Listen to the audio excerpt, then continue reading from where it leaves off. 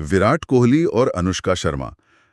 ये नाम सुनते ही क्रिकेट और बॉलीवुड का मतलब एक संगम सा जहन में आता है। हाँ बिल्कुल। आज हमारे पास एक सोर्स है, विरुष्का, एक प्रेम कहानी कदम दर कदम। हाँ तो इसी के आधार पर हम उनकी कहानी को थोड़ा और समझने की कोशिश करेंगे। सिर्फ इवेंट्स नहीं बल्कि उनके रिश्ते की गहराई, है ना? सही कहा।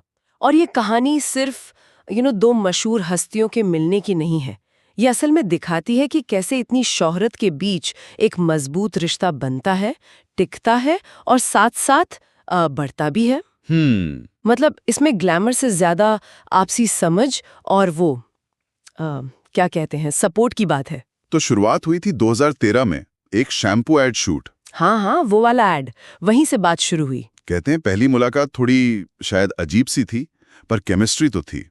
और जल्दी ही 2014 तक फैंस ने उन्हें नाम दे दिया विरुष्का। हाँ, और ये विरुष्का टैग सिर्फ फैंस का प्यार नहीं था, ये दिखाता था कि लोगों को उनके बीच वो कनेक्शन महसूस हुआ। अच्छा। हालांकि 2016 में थोड़ी खबरें भी आईं कि शायद कुछ ठीक नहीं है, अलग होने की बातें हुईं। हाँ, वो दौर था एक। लेकिन दिलचस्प ये है कि उसके बाद उनका रिश्ता और मजबूत होकर सामने आया।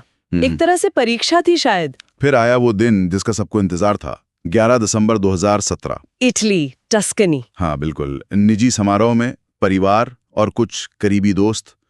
तस्वीरें तो मतलब छा गई थी पूरी तरह। वो शादी अपने आप में एक स्टेटमेंट थी, मुझे लगता है। ग्रैंड होने से ज्यादा प्राइवेट रखने पर जोर था।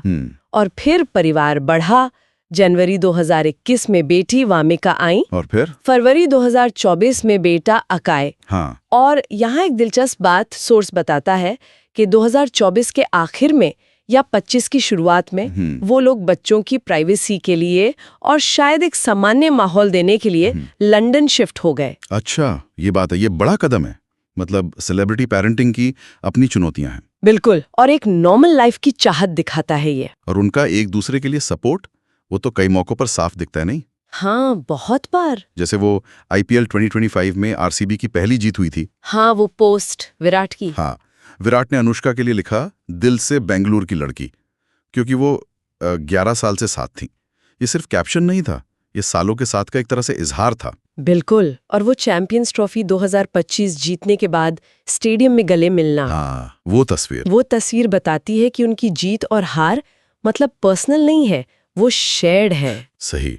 इतने हाई प्रोफाइल लोगों का ऐसे पब्लिक में दिखना उनके रिश्ते की मजबूती दिखाता है, एक टीम वाली बात। और विराट भी तो अक्सर कहते हैं, उन्हें अपना मार्गदर्शक कहते हैं, सबसे अच्छा दोस्त, सुरक्षित ठिकाना।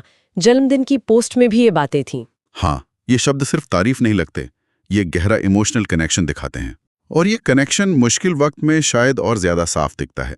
अनुष्का ने विराट के टेस्ट रिटायरमेंट के बाद उनके अनकहे आंसुओं का जिक्र किया था। हाँ, वो बहुत इमोशनल था। एक साथी का दर्द समझना और उसे दुनिया के सामने रखना, ये हिम्मत की बात है। वरुण धवन ने भी एक इंटरव्यू में कहा था कि कैसे अनुष्का विराट के करियर के उतार चढ़ाव में मतलब उनकी इमोशनल शील्ड बनी। सही, ये पहलू अक्सर पर्दे के पीछे रह जाता है ना। बिल्कुल। फिर टेस्ट रिटायरमेंट के बाद विराट की एक और जर्नी शुरू हुई, थोड़ी आध्यात्मिक। हाँ, वो वृंदावन जाना, बाबा नीम करोली आश्रम। हाँ, ये सब खबरों में था। और सोर्स इशारा करते हैं कि सफर में अनुष्का का भी रोल रहा है। उनका बेटी वामिका के साथ भी बाबा नीम करोली आश्रम जाना, ये दिखाता है कि ये सिर्फ पर्सनल खोज नहीं, बल्कि एक तरह से फैमिली वैल्यू बन रही है। ये बात सोचने वाली है कि कैसे इतनी शोहरत की ऊंचाइयों पर रहकर भी वो लोग जमीन से जुड़े रहने और अंदरूनी शांति को इतनी अहमियत दे रहे हैं। हाँ, ये संतुलन साधना वाकई मुश्किल होगा जब हर कदम पर दुनिया की नजर हो।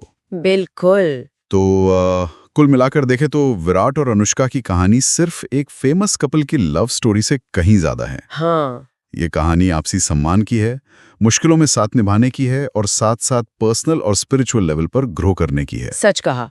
और ये सोचने पर मजबूर करता है कि क्या यही संतुलन, मतलब भारी दुनिया की उम्मीदें और अपनी निजी जिंदगी की जरूरतें, इनके बीच तालमेल बिठाना, क्या यही उनके रिश्ते की सबसे बड़ी ताकत है? अच्छा सवाल है। और क्या ये चीज दूसरों के लिए भी एक तरह की प्रेरणा बन सकती है, भले ही उनकी जिंदगी इतनी पब्लिक ना हो? ये सवाल शायद उनके सफर को और भी दिलचस्प बना देता है।